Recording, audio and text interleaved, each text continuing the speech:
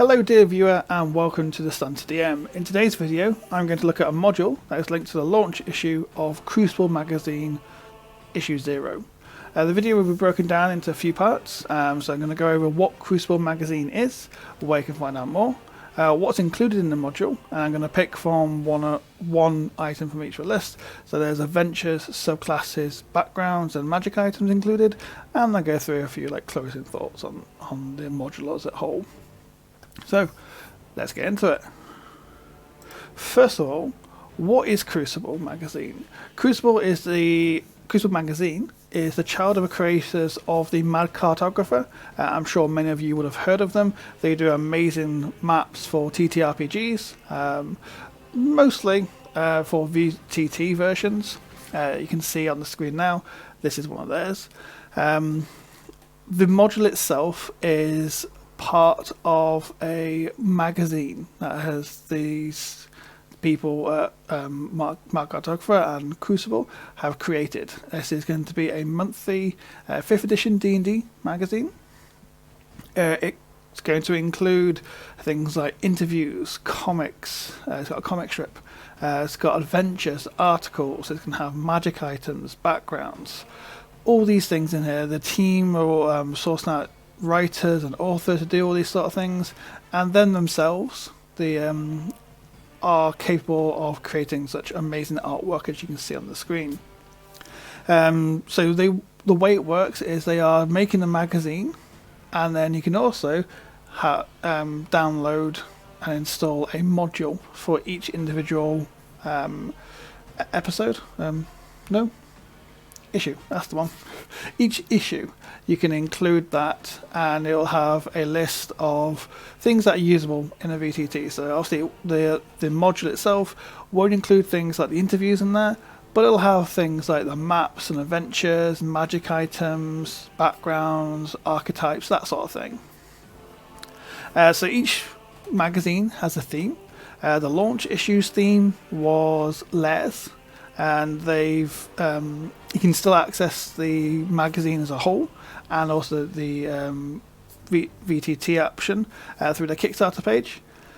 You'll also be able to sign up to future issues and subscriptions and so forth. I'll put links to their website and the Kickstarter page in the description below.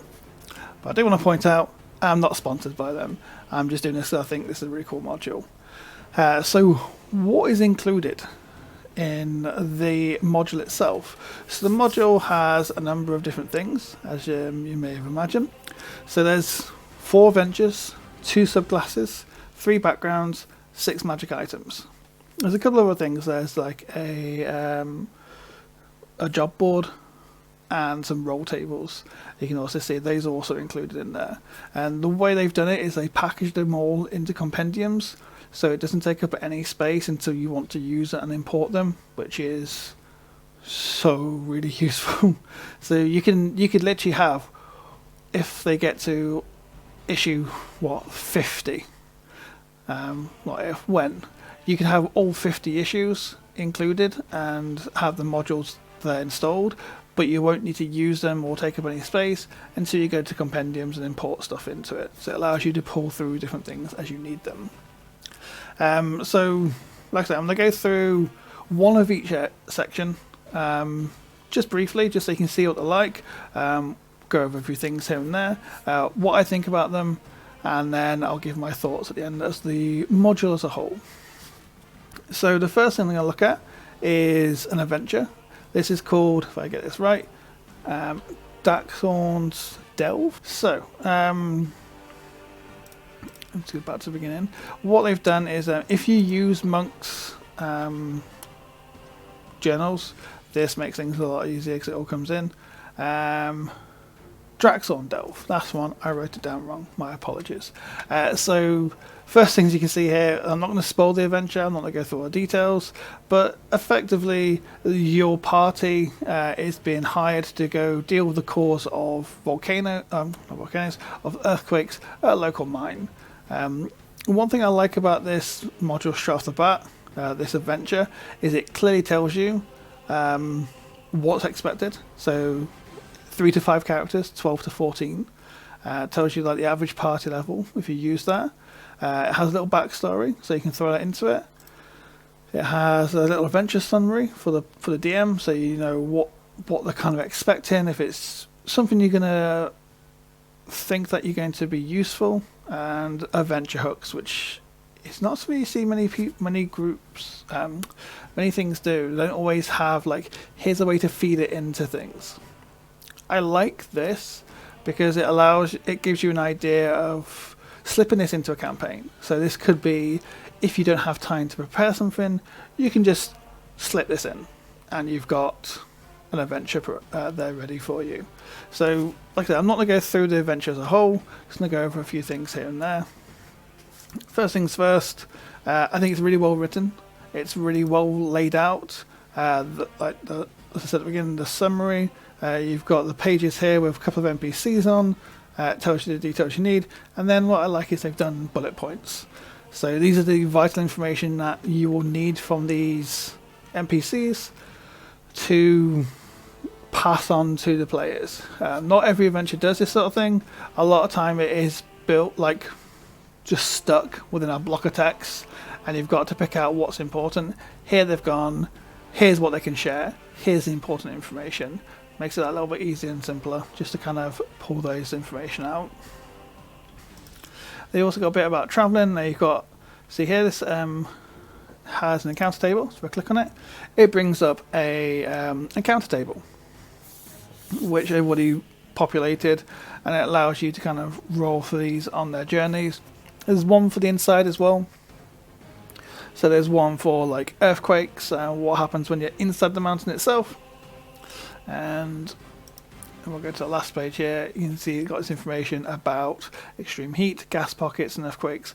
All these, I like the fact they've incorporated hazards, making you aware that these are hazards that could come up, and here's the base information you need to know for them. Again, I think some adventures tend to forget that hazards are quite a big thing. They're really useful, and it's worth having those kind of hazards information available for GMs, especially if they're new, because a new GM could pick this up and run it straight off the bat. So you got all that, and then obviously you've got this gorgeous map, which I'm going to zoom out for you. See, it is a pretty big map. The awesome thing is, when you import it, it's already walled. There's already lighting on the scene. You've got your journal entries on the map as well. They haven't given you artwork for all these, which is fine. Most of these are easy enough to pull from somewhere. Obviously, some of the artwork may well be because it is licensed. So if you want to have access to it, you can just put it over. So if you do have, if you use like the Mr. Primate's importer, you can quickly swap these things out and stuff like that, or find your own artwork. But you got all these going all the way through. You can see that it's really cool artwork style, which I absolutely love. Got all this information here for you.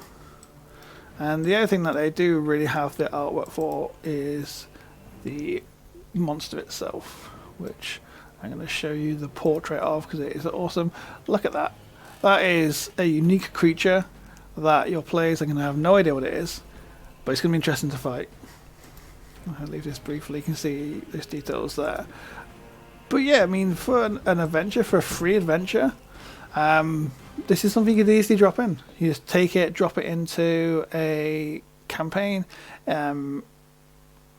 The map itself, the thing is, once you have the module, you do have the map.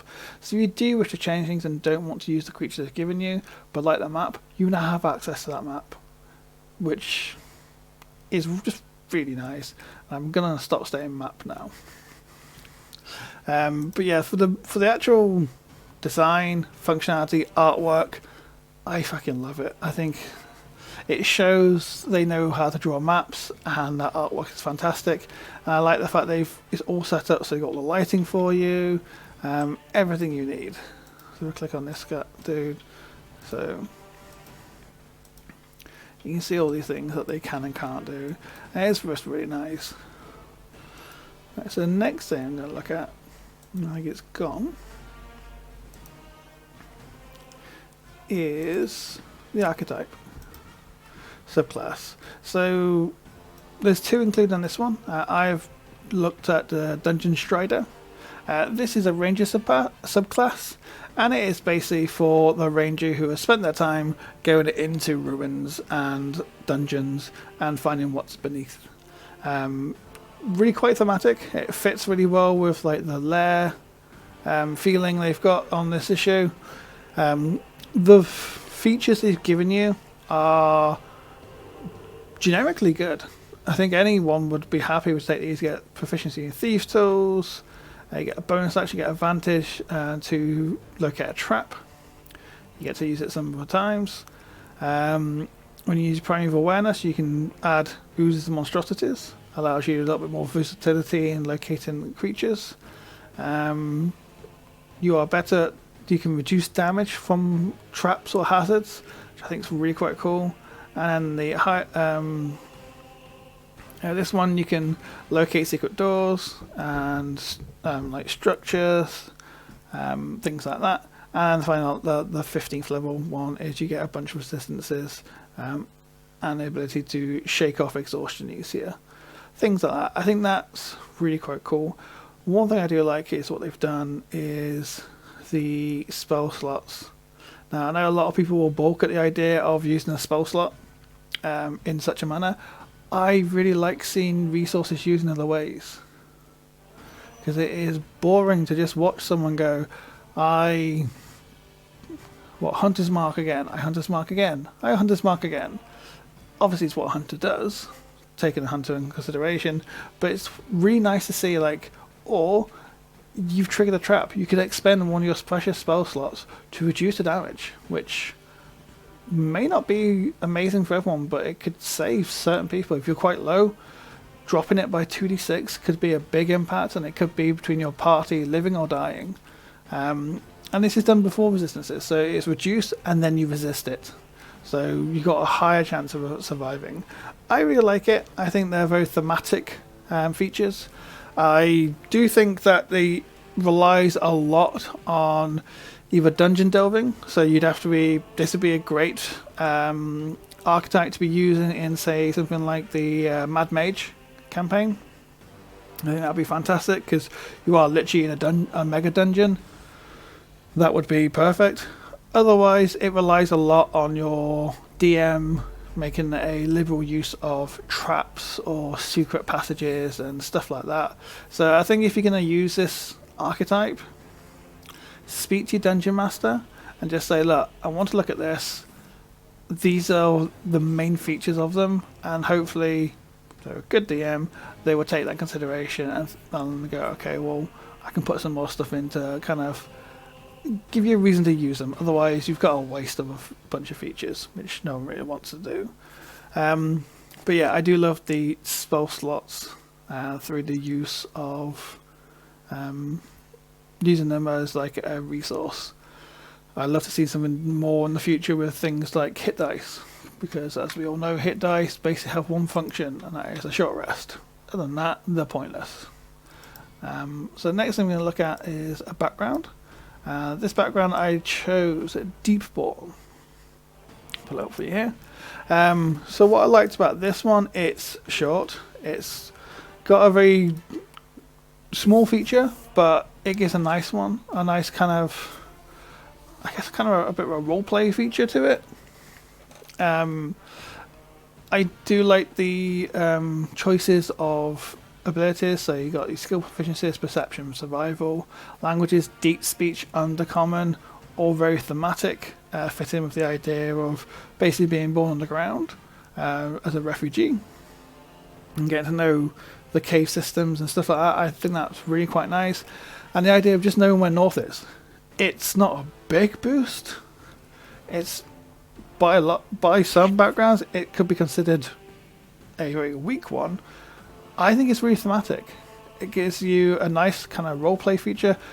Obviously, if there's a ranger in the party, it's probably not going to come up much, because the ranger just knows all this shit anyway, because fuck your travel and navigation boundaries.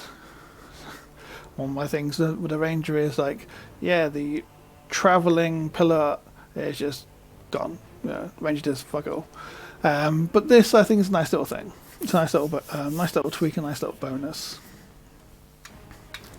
The last thing I'm going to look at is a magic item.